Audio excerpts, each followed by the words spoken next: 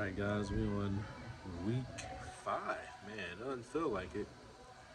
This video's got me feeling some type of way because I can see every little bump on my face. I'm like, what the heck is that? You know what I mean? I got all this. Feeling self-conscious, but whatever. Y'all not here for that. Um, so why you're not earning a high income? That's today's topic. What we want to talk to you about, and yeah, let's jump right into things. So why you're not earning a high income? So some of the lessons I've learned along the way is it really comes down to what your beliefs are, and maybe not only your beliefs, but some of the misconceptions that you may have about earning a high income. So the first one I would like to talk to you about is regarding thinking that it's hard.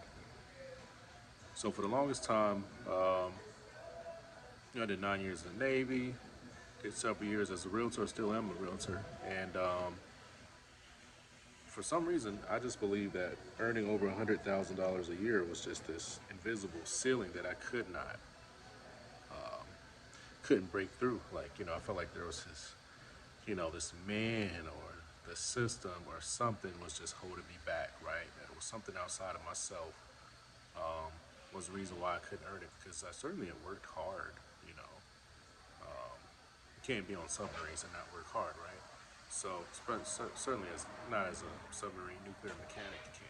So definitely hard work wasn't a problem. You can't do that job and not be smart. So intelligence was also not an issue, right? So it's highly intelligent, worked hard. So I was like, why can't I earn over $100,000 a year? And granted, if I would have stayed in the military long enough, at some point would have hit the right rank and earned over that, or living in Hawaii with the high cost of living there and getting a housing allowance, that eventually would have cracked 100,000. But you look on social media, right? It looks like just everyone in the world is just earning over six figures except for yourself, right? Which is not true. I think you can obviously double check this and do your own research, but the latest I saw was somewhere around only 7% of Americans earned over 100K in 2023. So we'll just make it a nice number. We'll say only 10% of Americans earned over 100,000 a year. So it's not as many as social media would have you to believe, right? But with that said, the discovery I had when I first made 100,000 was that it was actually easy. And I know it's kind of shocking to hear but it was actually easy. And I guess some of the first realizations you'll have, I've spoken with a multitude of people that have experienced this, but by the time you get there and you hit that first 100K, for one, you're gonna see that it's not that much money. That's probably I don't want to say the big disappointment. I don't know if it's a big disappointment, but it's just a realization. And then two, you're gonna realize like it's not that hard. And so it immediately like becomes your floor. So what was once this invisible ceiling immediately becomes the floor for you, right? So you go like, wow, that's why did I struggle so long with that? And it's because you have to become the right person to be able to earn that type of income or more, right? And it's your belief. So one of the top beliefs I talk about, or one of the breakthroughs or realizations rather that I had about it is that earning a high income is just simply a skill, right? So if you think of, let's say, riding a bicycle, being able to speak a different language, be able to paint or draw art, right? Like this painting behind me, right? I did not do that. That's just there in the background. But that is a skill that can be learned, right? It's like driving a car. Granted, some people still suck at it, even though they quote unquote believe they can drive, right? But it is a skill to be able to drive a car, right?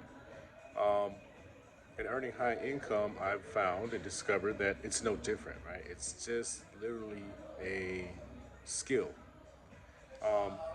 So number one, it's realizing that it's not something that's this pie in the sky, this esoteric, conceptual thing that you need to understand. It's literally just having a skill. And what I mean when I say skill, what was identify a skill? A sales skill, right? So having the ability to know how to sell, right? And then having a product or service that people want that you can sell. So the sales skills, that's a high earning skill.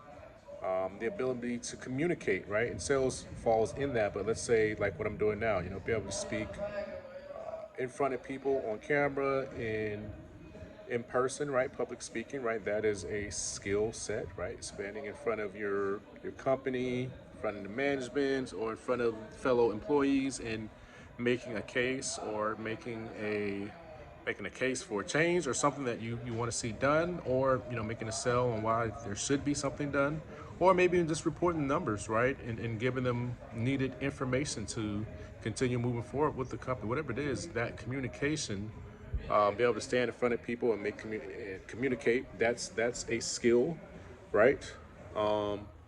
Marketing, marketing is another skill. So marketing and sales typically are they go hand in hand, but essentially when you look at marketing,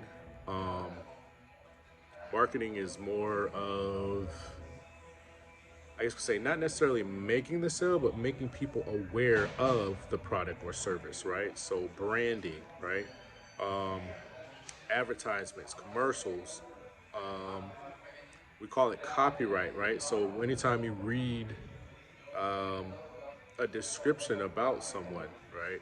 And sorry guys for the background noise. I'm kind of hearing this lobby, but I wanted to make sure we got this done so it's not 100% quiet.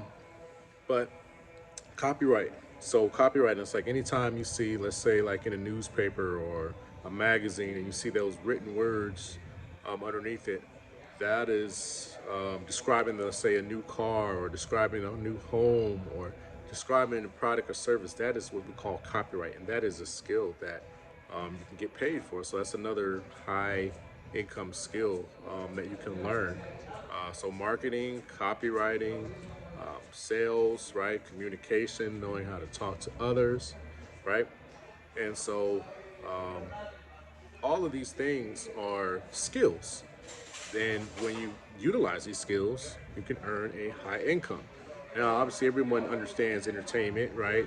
Dribbling a basketball, throwing a football, catching one, right? Kicking a soccer ball, hitting a baseball, throwing a baseball. If you can do those at a really high level, you can earn a high income with that, right? You can hit a golf ball and put it in the hole consistently, then you can earn a high income as a golfer, right? So all these are skills, right? So the high income is not something that's unattainable or is reserved for only a select few people. Now, granted, we in America, we have the advantage of living in a capitalistic society, right? So perhaps maybe if you're trying to do this in Vietnam, or I don't know, maybe if you're trying to do this in Mexico, may not work as well. I don't know, right? But I just know that there's some nations, let's say like Haiti, right, where you might be able to work and do these things, but you still may not get the results. So I'm only talking about here in the U.S., right, and other Western capitalistic societies that have this idea of capitalism as their main economic engine, or how they decide that they want to build their business, right? So I'm sorry, not how they build their business, but how they want their country to run and function is via capitalism, right? So with that said, that was probably number one realization that I had, was that high income is literally a skill, and is a skill that can be learned. Now, what I want to say here is that don't mix up the skill, meaning that you automatically get the money. You have to apply the skill. So I think of this as what's the best example I can give you? So think of a athlete, right? And let's say, because we see it all the time, right? Let's say an athlete. Oh, let's use the latest, Henry Ruggs, the unfortunate, right? Henry Ruggs was the up and coming wide receiver for the Las Vegas Raiders, an NFL, right? NFL team. Doesn't matter if you don't know the team, but just know that he was a promising player, right? Had a lot of potential, a lot of upside. was looking or was on his way to earning a pretty large income, right, with playing football. My charger for my iPad just came out, so plug that back in. But with that said, he one night made a poor decision, got drunk, killed a lady. Well, why is that relevant? Well, he's still got the skill of being able to play football. That he didn't lose that overnight when he killed that lady, drinking and driving. But my point is, he can't play in NFL now, right? Because the Raiders dropped him as soon as they heard what happened, and from my understanding, he's got to do some time in jail or prison, really prison, right? So he instantly lost that opportunity. But did he lose his skills? I would say no. He did not lose his skill to catch a football. He didn't lose his skill of being able to run routes. He didn't lose his athleticism overnight, right? He can still play football at probably a pretty high level, but he doesn't have the opportunity anymore. And he's not able to apply those skills to earn a high income anymore, right? So what does that have to do with you? Well, just because you've learned how to sell, or you've learned how to communicate, or you've learned how to market by watching a million YouTube videos, or you practice copywriting a dozen times, that that doesn't mean that you're instantly going to earn 150 to $300,000. The next step is you actually got to apply those skills to the correct opportunity, right? And notice I said correct opportunity. So let's go back to the Henry Rugg example. Let's say he didn't get in trouble, never happened. He's a great wide receiver, but let's say he was trying to play basketball instead, or baseball. And that doesn't really cater to his skill set as much as playing football was. Well, then he may not be able to make the team. He may not be able to earn any income, right? He might get cut from the team. He may not even be able to make the team because he's in the wrong sport, right? Even though he's an athletic human being, right? It's like Michael Jordan trying to play baseball, right? So with Michael Jordan trying to play baseball, it's nowhere near the greatness that he was able to display with playing basketball, because basketball was really where his skill set shined the most. So when you get these skills, you get this high income skill, right? Now you've got to actually apply it, right? And so if, let's say, for example, for sales, you can use the same amount of effort, right? But if you're selling a product or service where you're only going to make a $5 or $10 profit every time you make a sale, or let's say even a couple $100 profit, that's different than if you're selling a very expensive product or service where you're going to make $5,000 to $10,000 per sale, right? Or maybe $100,000 per sale, or even $1 million+ per sale, right? And all of those exist, right? So again, you let's say you've learned the skill, but now you've got to apply it to the right industry or the right product or service, right? So let's say you're out here, and what's a low end product? Maybe you're selling, massages for $25 or $50 for 1 hour session, right?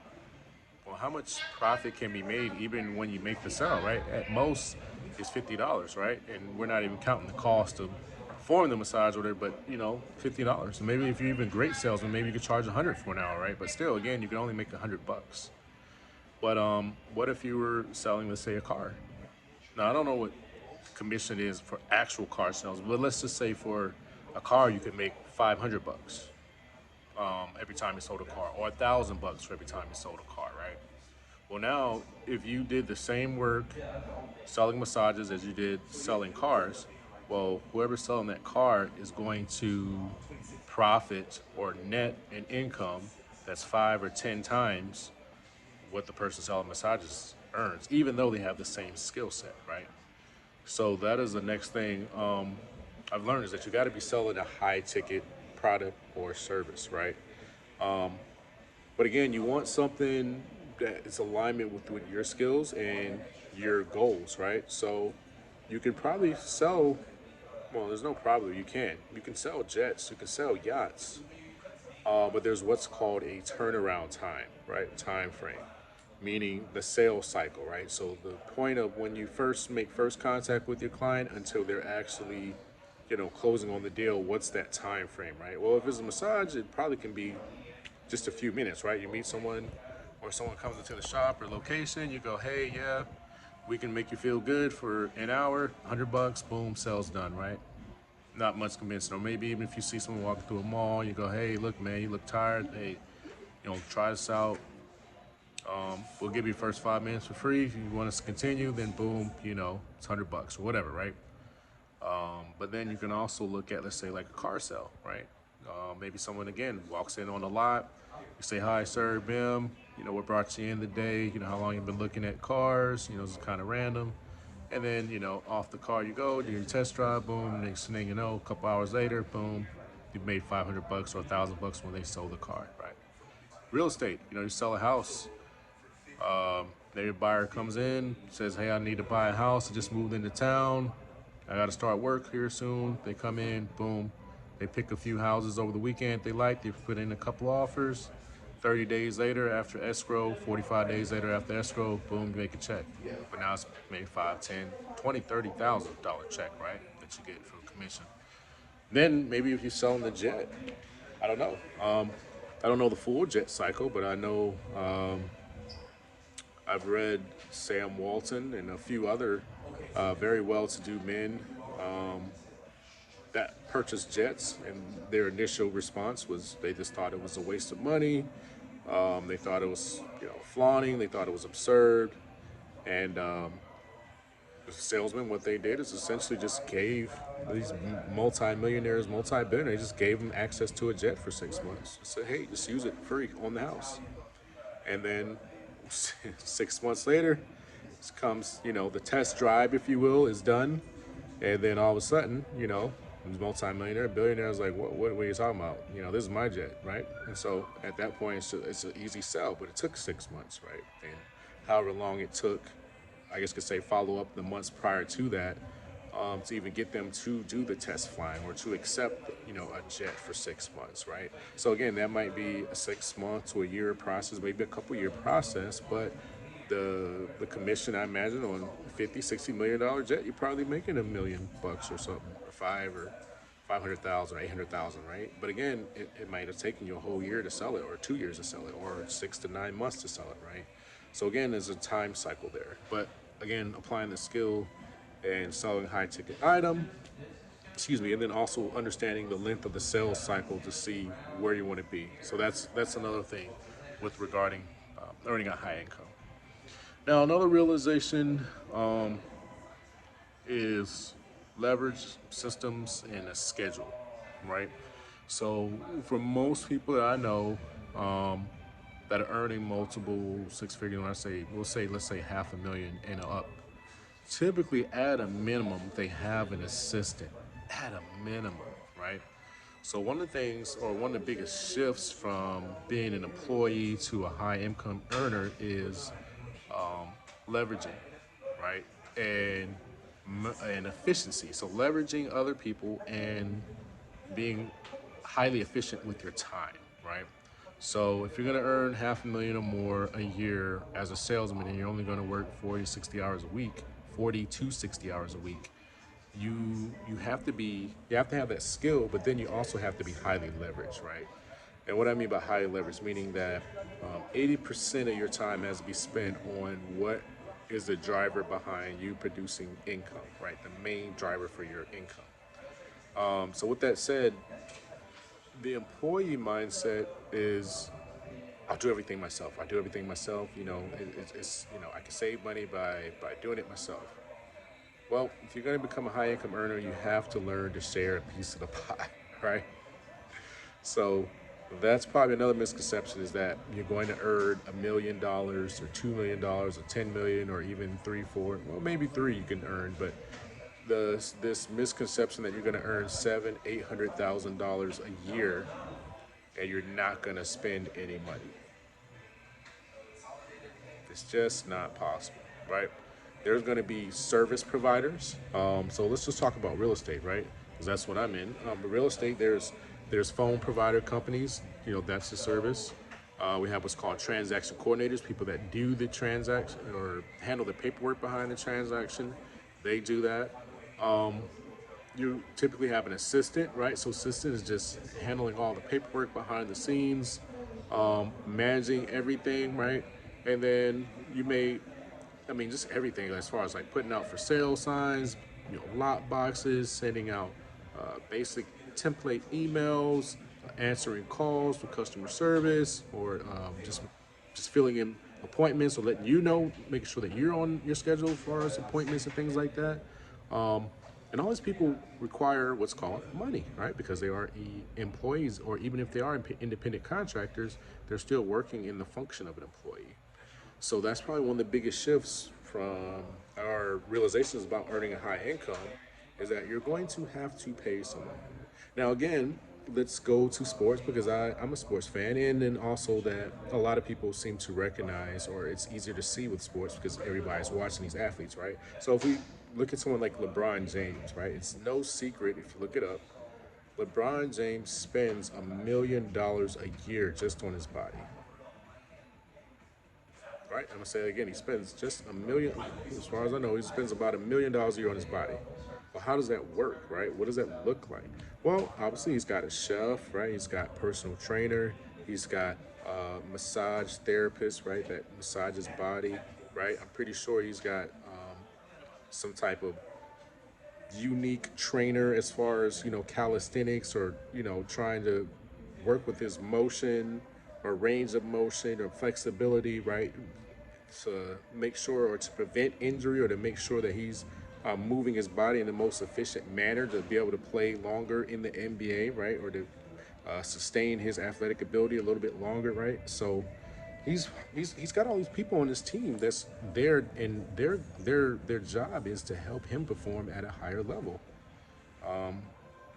And obviously, we're not even going to talk about the services he has to take care of his homes, or to take care of his house, right? Take care of his lawn. Like maybe he's cut his grass once, but I don't foresee. I don't see LeBron James on a Saturday morning, waking up, starting up his lawnmower, and mowing his own grass. Right? He doesn't have the time for that, and it's not the most efficient time, or it's not the most efficient use of his time. Right? So that's an example of an athlete, right? And again, earning multiple seven figures, eight figures, maybe even nine figures, right? With all endorsements and things like that, right? But again, he's spending $1 million a year to be able to do that, right? And we're not even going to talk about private coaches and all that as well, right? So you as an individual high income earner, you're going to have to be the same way, right? You're going to have to be able to you're going to have to be able to figure out where the inefficiencies are in your opportunity. Or I wouldn't even say inefficiencies. You're going to have to learn the difference between low income and high income activities for whatever it is that you're doing, right? So what's low income? And as an example of that, right? Filling out paperwork, right?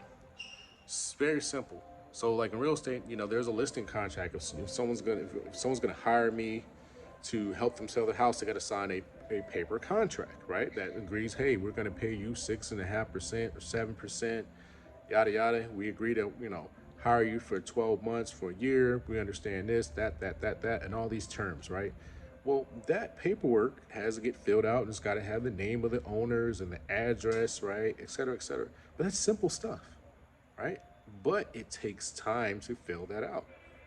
Now, I could fill it out myself, but that would take, maybe 20, 30 minutes to fill it out, make sure all the terms is correct, and going back and forth with the seller and whatever, right? Or I could have an assistant that just does it, boom, and it's done. And I could spend those 30 minutes trying to find new clients, right? So you have to figure out what is those low income activities. And what I mean by that, it means something so easy a monkey could do it, right? It's what we always say, although monkeys seem to be pretty smart, a lot smarter than people give credit for. But you have to find what is it that takes up a lot of your time that does not produce a lot of the results that you want, right? So again, in real estate, the best example is, well, actually, let me get out of real estate, right? Because it's very specific to me, but I feel like a lot of you can understand athletics a lot more because real estate is a very specific business, and if you're not in it, then it's probably just sounds like Chinese to you, right? So let's say an athlete, right? What can they do throughout the day? And we'll use football because I love football. What can they do throughout the day to better themselves, right? So let's say for an athlete, the top three things is going to be exercise, diet, and then also, um, well, we'll make it four things. So we'll say diet, exercise for one, just to make sure that they're in shape, right? So we'll just say that exercise is the, for one, we'll make it two. So we'll say one, just to be in shape as far as exercise and diet, but then we'll also say training. So training the specific skills of whatever their job is, right? So if it's a basketball player, obviously, then training dribbling in basketball, shooting the ball, right? If you're a football player, right, throwing a football, catching it, right, that's different from, let's say, running or jogging to make sure that you're conditioned properly to be able to do that, right? So let's say those that plus, we'll say studying their opponent, right, knowing their playbooks, things like that. So we'll say those four things, right? Diet, exercise, training, and then the mental, knowing their playbooks, knowing their opponent, studying, right? Let's say those four things are the main drivers or the main difference makers in whether or not they're going to be successful as an athlete, or whether or not they're just going to fall through the cracks, be cut, and be another statistic, meaning they just made it to the league year or two, maybe a few months, few weeks, and then boom, they're out of it. And they're like, oh yeah, I played in the NBA for for 2 games, or I played in a couple of preseason games, right? Those four things are going to be the main difference, right? Now, with that said, someone's got to make sure that the air in the basketball is the right amount, right? Tying our shoes, making sure our gear, our sneakers is right, our basketball shorts, our jersey is clean, right, smells good, that we got water on the sidelines, right, for the game, right. All these different things, they need to be done, but it doesn't necessarily need to be done by the athlete, right? So when we look at pro sports, a lot of these things are already taken care of the athletes. So there's meals prepared at the stadium for for the athletes whenever they practice, right? Then you got trainers, athletic trainer, and they call them trainers, but they're also water boys, water girls, right? That prepare water, Gatorade, Powerade, whatever it is that they drink, right? So make sure that they can stay hydrated on the side. That's prepared for them, right? They typically have trainers on standby, right, in case something gets tight or whatever, that they can immediately lay you down on the table, rub your thigh, rub your muscle, right, massage out whatever cramps that can happen, right. So typically they have 2 or 3 pairs of shoes, socks, shorts, just equipment necessary for playing the game. Athletes don't have to worry about that, right? Because they're too valuable to have to spend time. Could you imagine? Could you imagine LeBron James trying to? Well, I'm not even saying trying, but could you imagine like LeBron James having to order his own sneakers and then tying them up and then trying to make sure that he's got 3 or 4 bottles of water available on the sidelines for himself, right? And then he's got to go buy a handheld, massager for, whenever he has a cramp, and he's got to lay himself on the sidelines and hold that to his, right? Like, that would just be ridiculous. We're like, why don't you have someone do this for you, right? Well, when we're looking to earn a high income, especially, like I say, more than a couple $100,000 a year, you're going to have the people in place. You're going to have to pay them to do the simple tasks that need to be done in order for you to perform at a high level and to have more time to do the things that you need to do that move the needle, right? So the paperwork that has to be done, that's vitally important, but it's very simple to do, but it's time consuming. Pass that off, hire someone, right? Simple phone calls to clients, right? Or you guys see this a lot of time on websites, frequently asked questions, right? Having those things in place that you can give a customer, or that you can email a customer, or have your assistant give to a client and say, hey, look, these are frequently asked questions, or here, we get this or that all the time. Isaac wanted you to do blah, blah, blah, blah, blah. right? Or Isaac wanted me to reach out and yada yada. That saves you time so you can spend more time on the activities that really move the needle, right? So leveraging people and hiring people, those are the two, I would say, biggest things when you talk about earning high income that people miss out on, right? So you're gonna earn half a million, 1 million a year or more. You're gonna have to accept that some of that money has to be shared with someone else to produce those results that you want to produce, right? There are no independent billionaires. And what do I mean by that? I mean, there's no one man or woman that's just working by themselves that's earning $1 billion a year. They all have a business with hundreds of employees that are, working for them. That's how they're able to earn that billion, right? And even when you're talking about hedge fund managers, they still have a team working with them, right? And they also still have what's called investors, people that put money in with them with that expected return, right? So again, they have a team in place that they pay to help them manage that, and make the decisions and handle that type of funds, right? So at the highest levels and even at the entry level, you're gonna have to hire employees, right? So let me see. Let me look at my notes here. So I got a notes on my notepad. Coaching. That's another thing. So if you're anything like me, you grew up, you thought, hey, you pull yourself up by your own bootstrap. I think nowadays people say you get it out the mud. I don't know what the next phrase would be, but that's the two that I'm aware of, right? Pull yourself up by your own bootstrap, you're self-made, or you got it out the mud. That's what people say, right? And the reality is that is one way to do it. You can just, keep banging your head against the wall until you figure out what works, right? Or as they say, just slap everything up against the wall and try to see what works. But unless you are trying to create the next Facebook or the next Google, or you're trying to create the next iPhone, like the original iPhone, that first one that was just really groundbreaking and just mind blowing, right? Because it was a computer in our hand, or even like the iPod, if some of y'all can remember that, almost 2 decades ago, this iPod, right? Unless you're trying to create that, then if you're just trying to earn a high income with sales or in any industry that's already established, then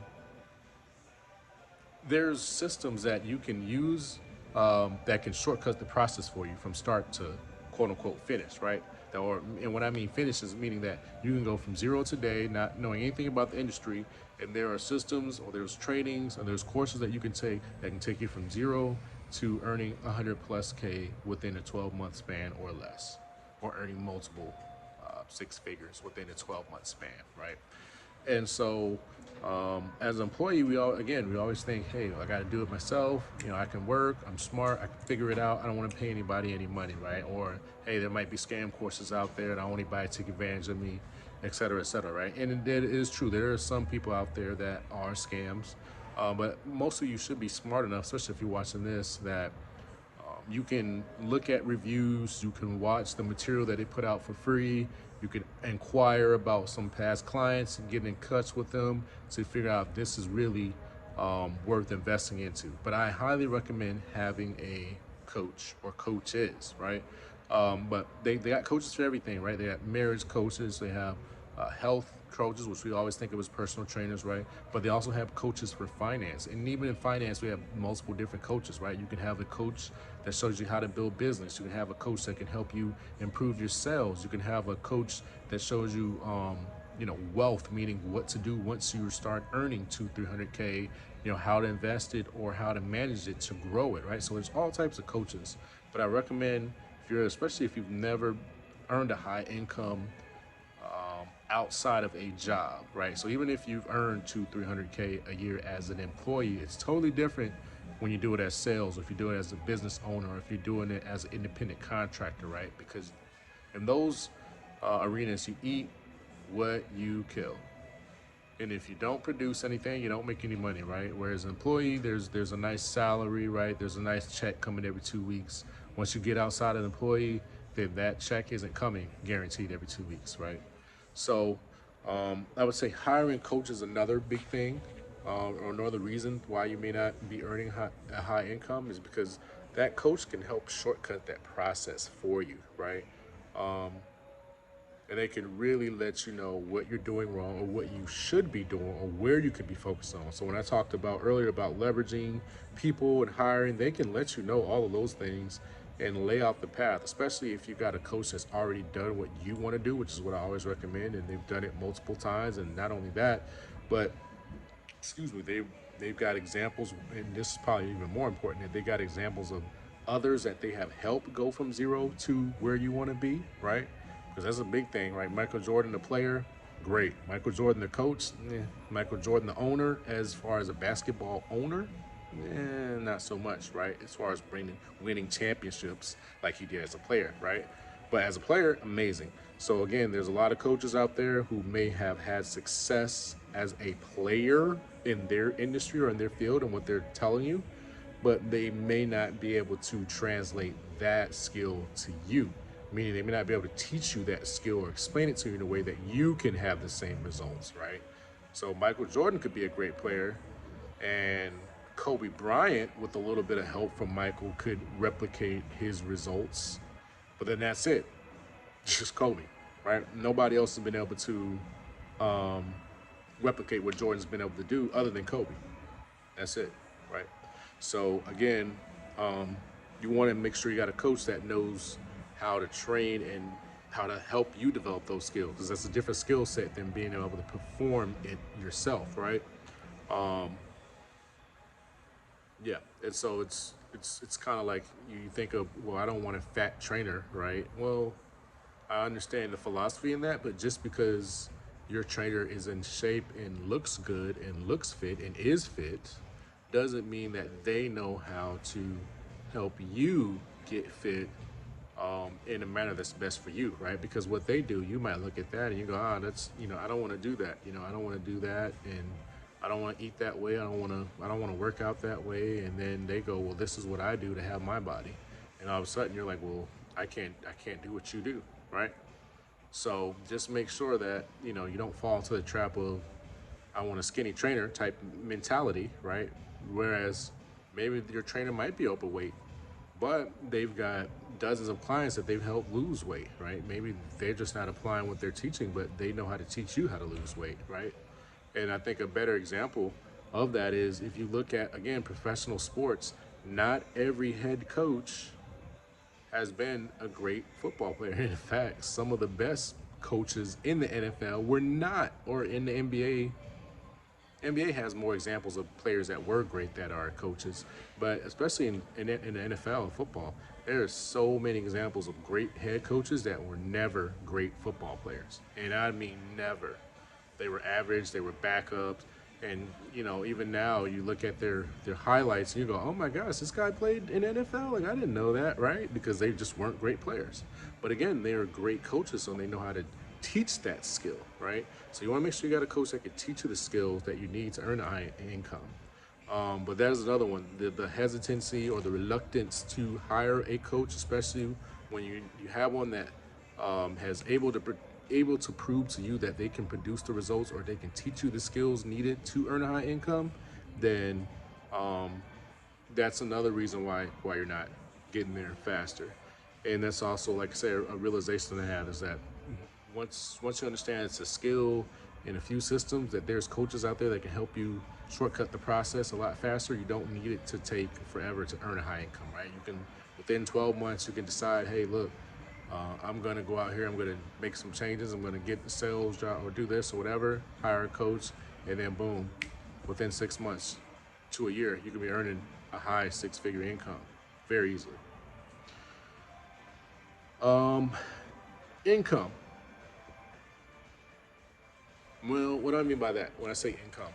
I mean, as an employee, we're paid hourly, typically, right? Until you get to a certain level, and then it's salary, and then it's like you work indefinitely, but you get the same pay no matter what, right? So you typically, what it ends up is, as a salary worker, you end up working 80 to 100 hours a week, but you get paid the same pay, right?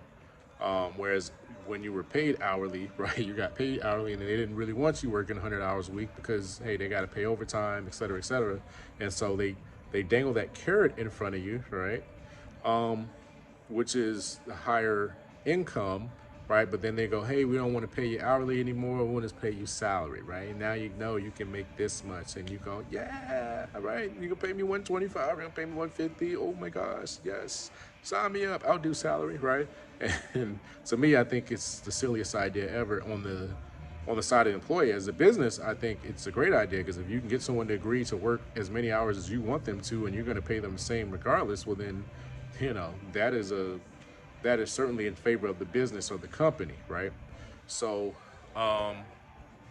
with that said, as an employee, typically we're used to working a certain amount of hours, and then you try to get paid. So let's say you're making $20 an hour. You're like, okay, what do I do to get to 25 an hour? Or I got to get that position to make 30 an hour, or that position over there makes 35 an hour, especially in the military, right? Hey, how do I get promoted to E6 or E7, or even as officers, right? The first three ranks, it's just time, right? Hey, each year or each 2 years, you get promoted automatically, and then after you reach a certain rank, then you gotta, do whatever you gotta do to make the next rank, right? And same thing on the listed side. So, but the point is, as employees, you're so used to your income being set or being scheduled, meaning that you can look at a schedule, or you can look at a theoretical chart and go, okay, well, if I'm at the company for 2 years and every year they give a 1% raise or 2% raise, and then the managers typically get paid this much at the company, and then the manager's manager gets paid this much, and then the general manager gets paid, and on and so on and so forth, right? You kind of have this hierarchy of income mindset, right? And the reason I'm bringing this up is because when you say, okay, let's say you're making $60,000 a year, right? And you're like, hey, I want to make 120, or I want to make 200, right? So let's say just 200, for example, or 180, just to make the math easy. We'll say you want to make 180, right? So you're making 60,000 a year right now, and you're like, hey, I want to make $180,000 a year. Your employee mindset would say, I gotta triple the amount of time that I work, right? I gotta work 3 times as much. I gotta give up my weekends, I gotta give up my nights, and I gotta really, grind this thing out to be able to make 180. And you're like, I'm kind of willing to do it. I think it's gonna suck, but I'll do it if I can make 180, right? And that's kind of your mindset. And so one of the realizations I had with earning high income is that's not true. You really can work 40 to 60 hours a week. It makes $100,000 a year, $500,000 a year, $1 million a year, 10, 20, 30, $40 million a year. Now, again, 10, 20, 30, 40 million and beyond, you're going to have a different skill set. You're going to have people working for you to make that much, typically, right? But I would say at least in the single digit millions, you can work 40, 60 hours, just you and a couple of employees, and make that type of money. So again, it's understanding that it's going to be skills and leverage and employees that's going to get you to the multiple six, multiple seven figures. But it does not require you to sell your soul and to work 80 hours a week or 100 hours a week. Now, with that being said, maybe in the beginning, initially, you might have to work 60, 70 hours to get it off the ground and get the momentum going and build up your database, right? Or build up your sales skills, right? Especially if you want the income to just come really fast, right? But once you've done that for 3 months, 6 months, then you should be able to take your foot off the gas, dial it back down to 30, 40 hours a week, maybe 50, 60 on the high end, and be able to earn 7, 8 figures. Well, maybe not 8, but at least 7 figures with that skill set and applying leverage and systems. So another realization I have with that, again, like I said, with high income, is just that it does not require any more time working than what you're doing now. It just really requires you to have a different skill, right? So you're not going to be living at work 100 hours a week, selling your soul, missing out on on your wife or your husband and your kids' life and all of that, right? You can literally do it working 40, 60 hours a week like everybody else does, working a 9 to 5, right? And you can make multiple 6 figures. It's just a skill, like I said, and then learning leverage. The other realization is that it's also possible to earn more and work less. So when I made almost 300K, it was like 270, 280, right around there. I didn't work I didn't work the whole year. Now isn't that shocking? I mean, to make over $200,000 a year and say that you didn't work the entire year. So I've worked pretty much my whole life as an adult, meaning, after I graduated high school at 17, I've been working pretty much ever since. I can't tell you, that's over 10 years of life working full time. They told you I was in the Navy 9 years. I never made over $100,000 in a year. And then I worked not even a full year and made over $200,000 as a realtor. How does that work?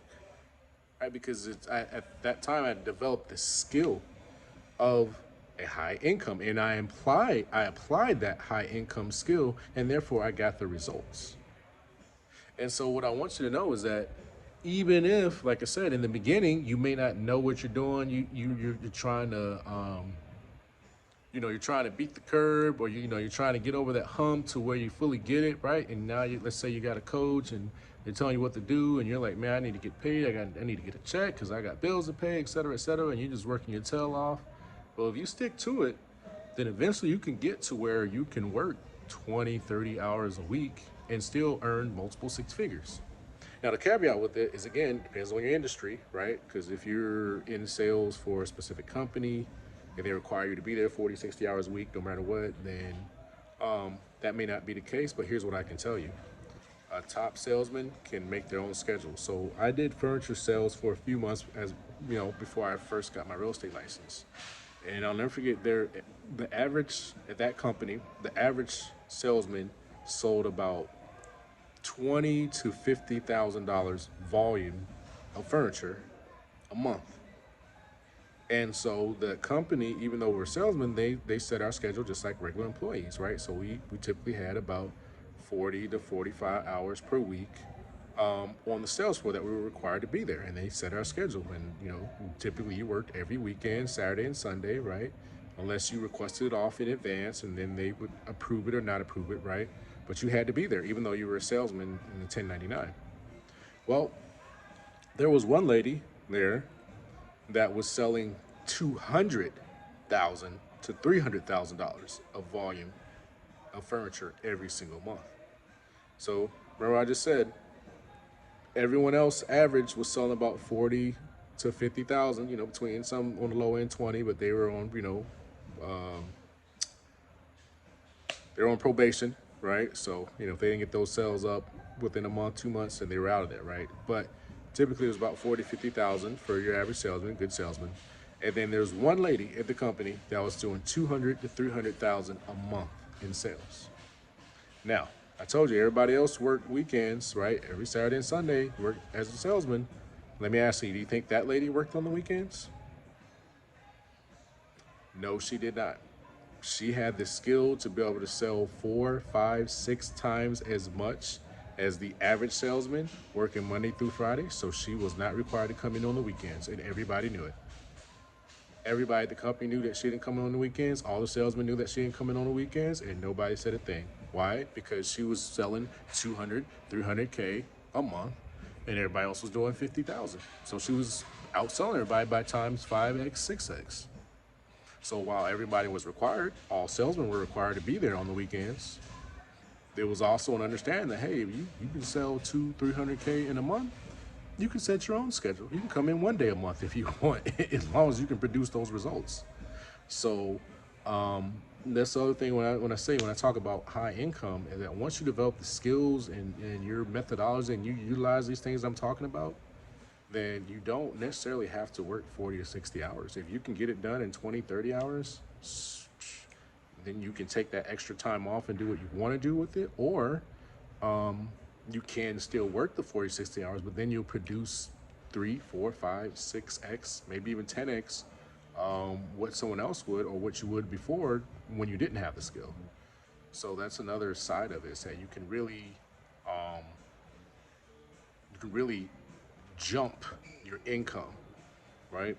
And so that kind of goes back to my other point about what it takes to earn more. It's like with as an employee, you either got to put more hours in, you got to take on more responsibility. It takes time, right? 6 months to a year. Somebody's got to prove you to be promoted, etc.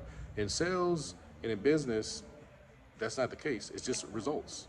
So you can start today, and if you make 10 sales a day, you're gonna get paid on 10 sales a day. There's no curve. Now, normally we do see a learning period where it takes you a little bit to understand the sales cycle, to understand the product or the service that you're marketing to build a database of customers that are coming back to you on a regular basis, right? That's a common sales cycle.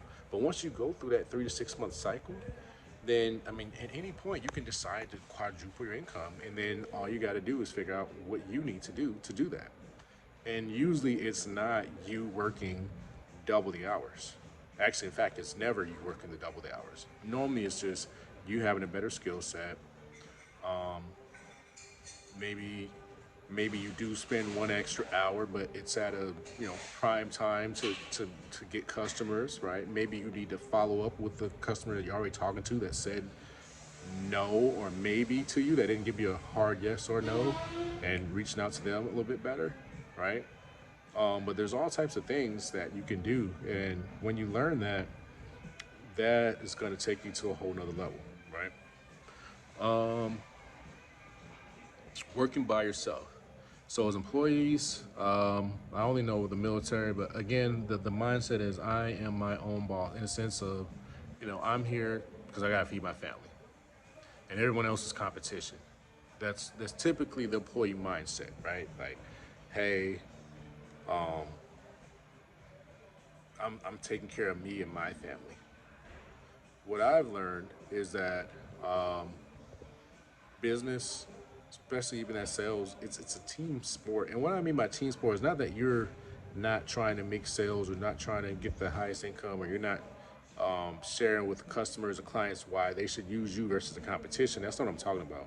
But what I'm saying is the exchange of ideas, and the exchange of, yeah, well, just basically the exchange of ideas, right? And also the accountability. So it may not necessarily be, let's say, and again, let's use me as an example as a realtor. Like, I may not necessarily work, with someone specifically in my market and, tell them all of my secrets or tell them everything that I do. But I certainly talk to realtors across the US, right? I talk to realtors in California, in Florida, in New York, in Texas, right? In Arizona. And we exchange, hey, what's going on in your market? Hey, what's happening here in Hawaii? What are you guys saying to your clients? What are your clients saying to you? Are they talking about this? Are they talking about that? Hey, what do you do when they say that? And we exchange those things, and we become better because of it. So I don't know every realtor in America, but I certainly know high producing realtors in California, in Florida, in Georgia, in North Carolina, right? In Tennessee, New York, right? I know other high producing realtors, and we exchange ideas to help each other out, right? And I've found that even in business, that is always the case. Like, you think Bill Gates and Elon Musk might have talked once, or Jeff Bezos, about Russell Brunson or Russell Branson, right? You think they might have talked to each other? Warren Buffett, right? And George Soros, you think they might have had a conversation once or twice, right? So you start learning that even though people might be competitors or they might be in other businesses, you start to interact with each other, and that also helps you to get better because you can learn strategies, you can learn methodologies from others that you wouldn't have come up with on your own.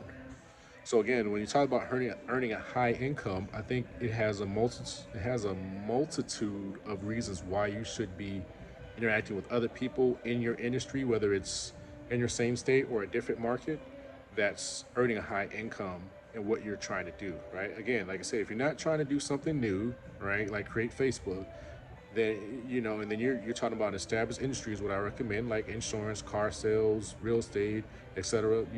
Software as a service, etc. Those type things.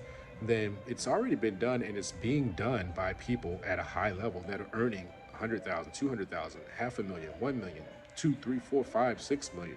they're salesmen doing it.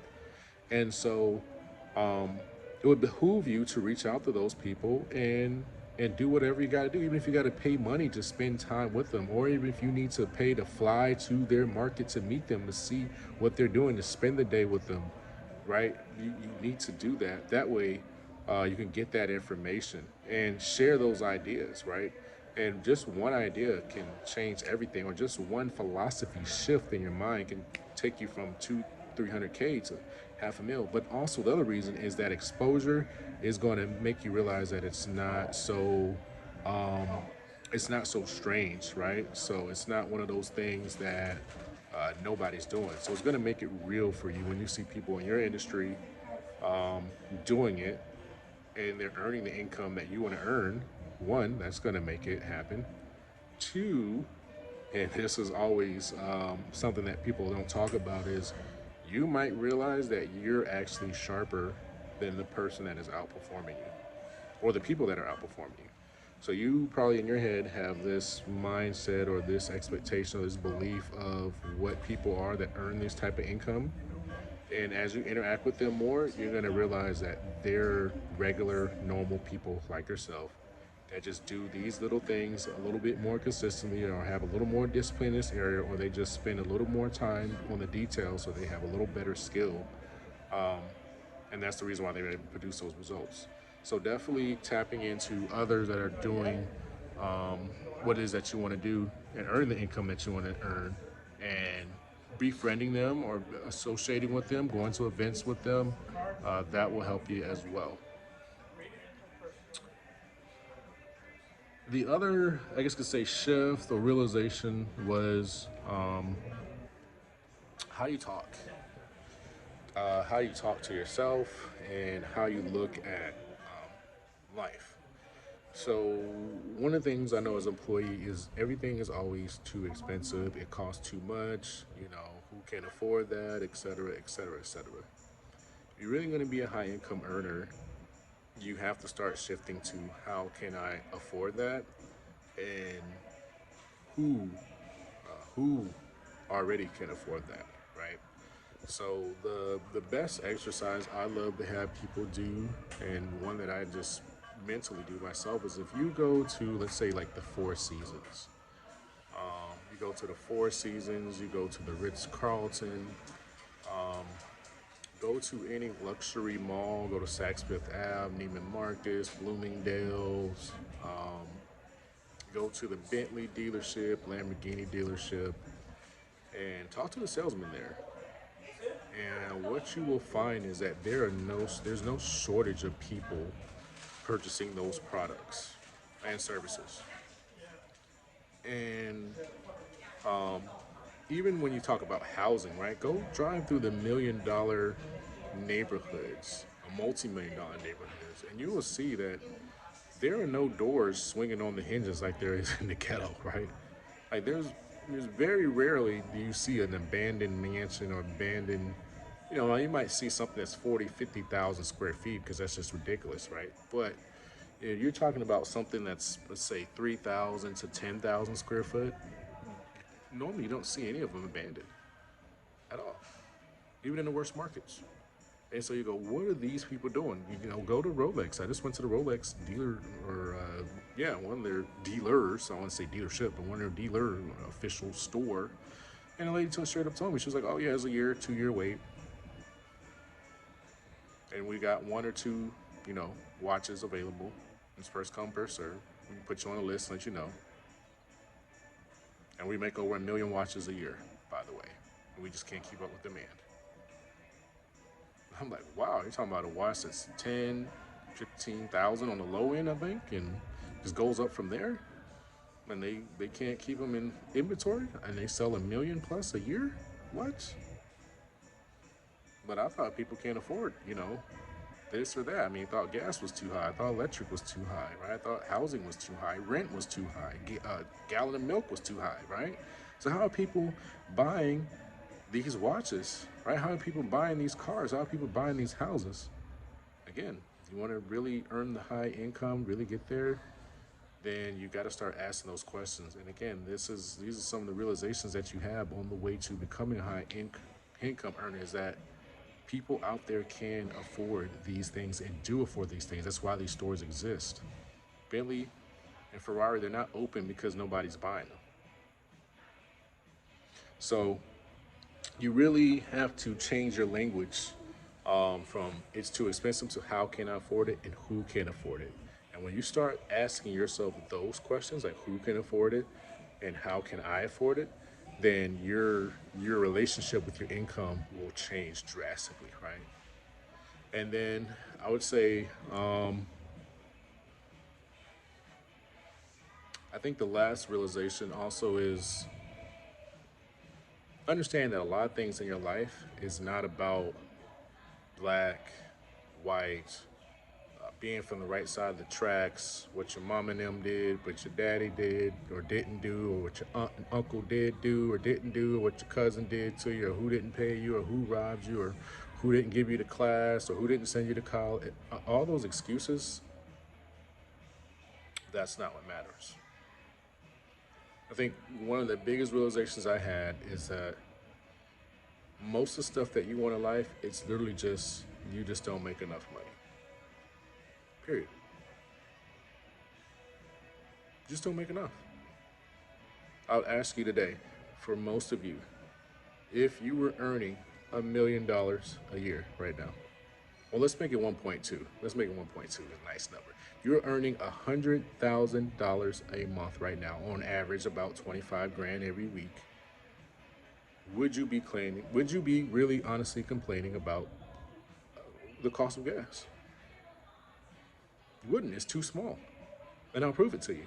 When's the last time you really complained about the cost of a candy bar or the cost of Q-tips? Right? It's just too insignificant for you to care because it's only a couple dollars, and you make you make $100 or you make $1,000 a week, or $1,500 a week. So the little 10-20 cent markup on Q-tips or on a candy bar, it just doesn't matter to you, right? It's just too insignificant for you to care. So again, I ask you, if you're earning over $100,000 a month consistently, month after month, year after year, and you've been doing it for 2-3 years, would you really care about the cost of gas? Most of you, the answer is no, unless you're just a real, penny pincher, real miser, right? Which we can talk about at a different time. If you know how to manage your finances properly and you're wisely investing, and you know that you're making these sales, or you're running your business, and that in the foreseeable future that this million plus a year is going to continue to grow and continue going up, and you got a couple hundred grand sitting in the bank already, or maybe a million in the bank already, most of the stuff you would not even think twice about. You would just buy what you wanted to buy. You'd fly wherever you wanted to fly. You would stay where you wanted to stay, eat where you wanted to eat at, and you'd take family and friends with you, and it just wouldn't be, you wouldn't even bat an eye. You wouldn't even think about it. And so when I say realizing that most of the stuff that you want out there is literally just a price tag. Private school for your kids, it's a price tag. If you believe in college, I don't even recommend it. But if you want to send your kids to college, it's a price tag. If you want to homeschool your kids, it's a price tag. If you're going to have your husband, wife, or both, it's a price tag to be able to afford to pay your bills and not have to work, or have to work outside the home to be able to, afford the lifestyle that you want to have while homeschooling your kids. It's just a price tag. You want to fly your family home, or fly to spend more time with your aunt, uncle, mom, dad, sister, brother, family. It's just a price tag. It's just a numerical number that you need to be able to afford the plane tickets, to be able to afford to not work during that time and still have your bills covered. It's just a number, right? The watches that you see, the clothes that you see, the cars that you see, the houses, the neighborhoods that you see, the private jets that you see online. All of that is literally just a price tag. And when you realize that there's nothing stopping you other than the price tag, then you'll spend more time on this high income and really going, okay, the things I just talked about is why you're not earning them. You'll start to take those way more serious. And when you take those things way more serious, you'll see how easy. And when I say easy, it doesn't mean like you're just gonna snap your fingers, it's gonna happen. But the process in hindsight will be easier than it is looking forward. So looking forward, you think you got to climb this mountain, and maybe you do have to climb the mountain.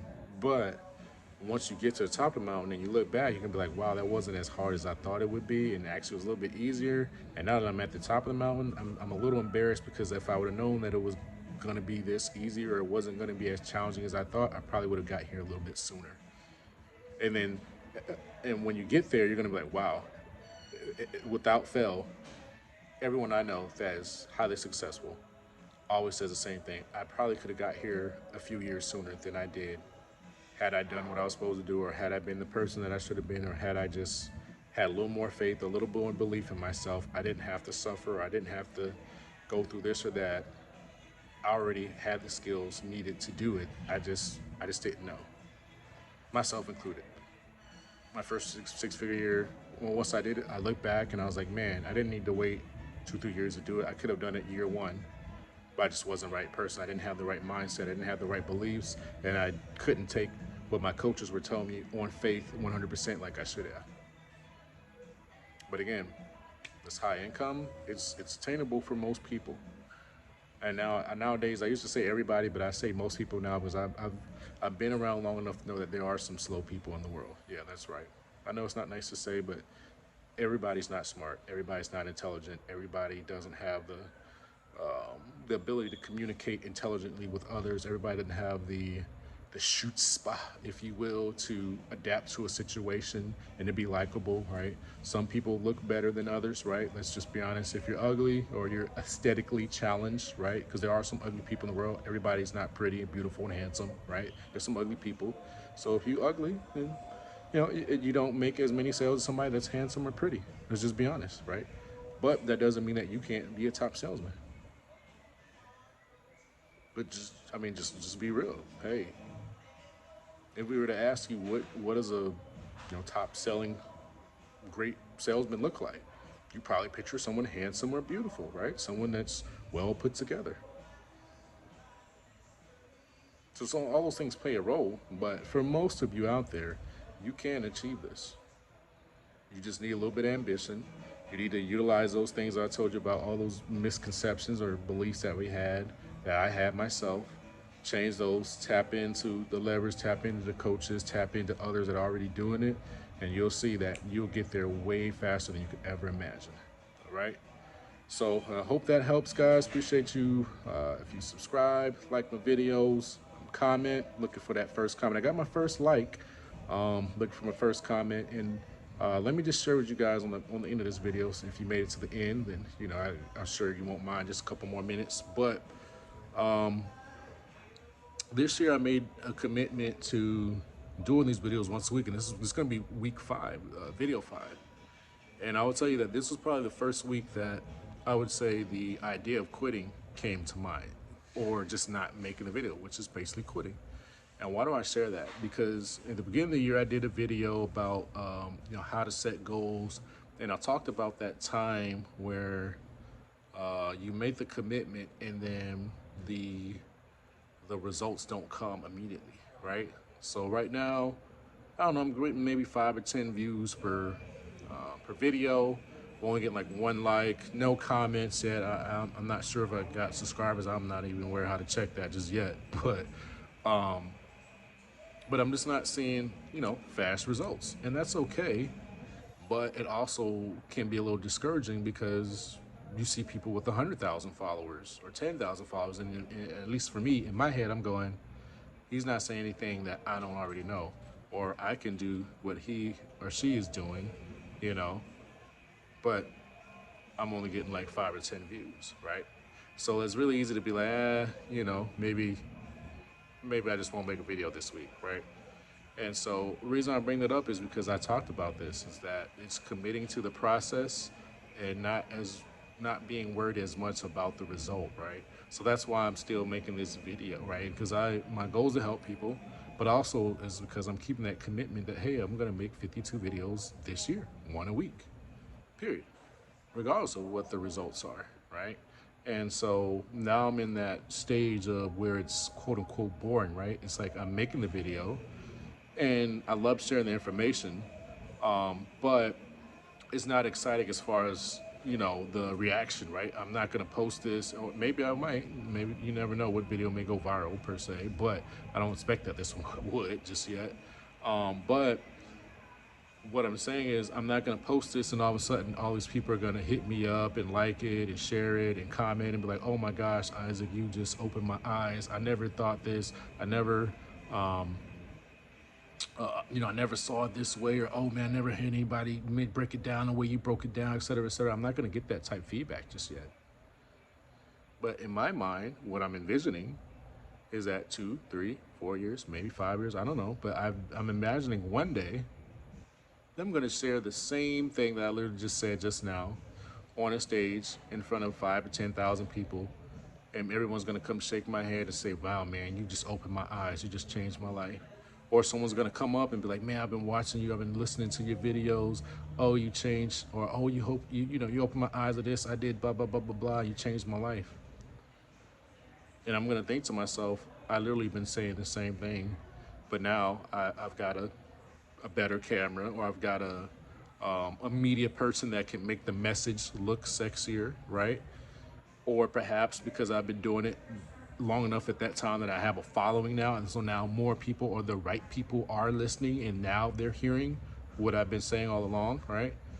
And so, yeah, I'm always growing. I'm always reading books. I'm always trying to get better.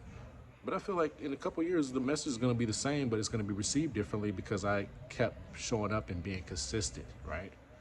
So again, like I said, I know it's just at the end of the video, but if you made it to the end, I'm sure you don't mind watching just a couple more minutes. But just wanted to share that feedback because I like sharing my growth through the journey as well. And so if I get to where I'm expecting that I'm going to be going, then you'll be able to come back and watch these type videos and be like, wow, he's telling the truth. He's literally showed us the process, and he's literally sharing some of his disappointments. I wouldn't even say disappointments, but some of his discouraging moments where it was easy to not do the work because you're not seeing the sexy results that you would love to see, right? So again, just wanted to share that. But we'll see you guys next week, and as you can tell, we're starting to get a little bit better flow as far as recording the videos, and also posting them on Sundays, getting that down, starting to learn how to have the subjects every week, because that was one of my excuses for not starting this years ago. Was I don't know what to talk about each week, but I'm starting to get there, starting to get a feel for that. As I get more ideas, as more now, I'm starting to be in a process of like, man, I got so much stuff to talk about, even without repeating. So, but anyways, yeah, just wanted to share that. All right, guys, see you next week. Take care.